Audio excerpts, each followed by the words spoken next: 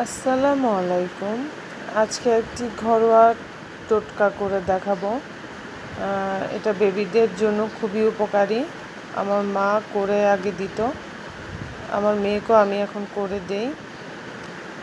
তো ভিডিওটা শেষ পর্যন্ত দেখবেন। এখানে কিছু তুলসী পাতা নিয়েছি।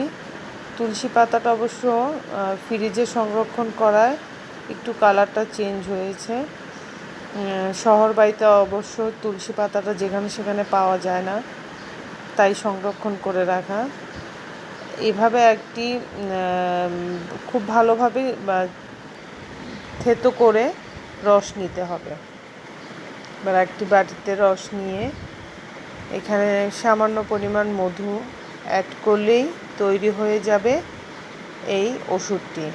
এটি কাশি হলে বাচ্চাদেরকে খাওয়ালে খুবই উপকার পাওয়া যায়।